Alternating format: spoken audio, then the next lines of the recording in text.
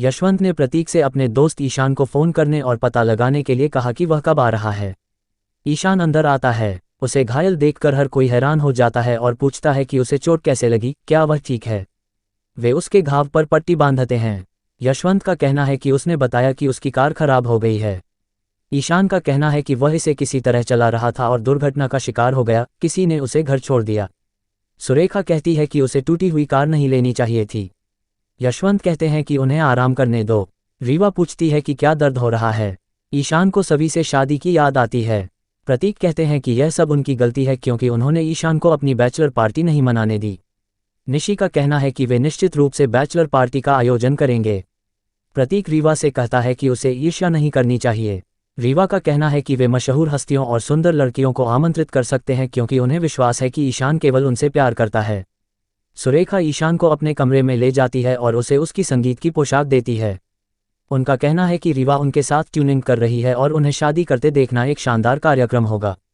यशवंत आगे आता है और ईशान को जल्दी तैयार होने के लिए कहता है क्योंकि हर कोई उसका इंतजार कर रहा है। ईशान सोचता है कि वह अपने परिवार को अंधेरे में नहीं रख सकता और उसे उनके सामने सच्चाई बतानी चाहिए।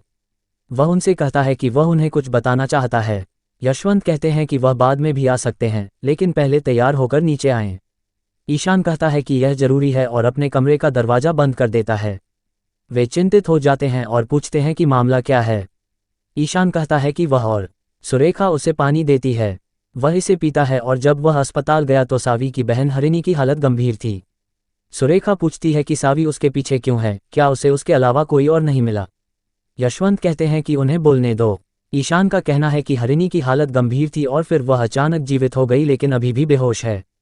यशवंत का कहना है कि वे हरिणी की अस्पताल की फीस का भुगतान करेंगे, लेकिन ईशान को समझना चाहिए कि सावी सिर्फ उसकी छात्रा है और उसका उससे कोई लेना देना नहीं है, वे उससे पूरी तरह से अलग हैं। ईशान को सभी से शादी की याद आती है।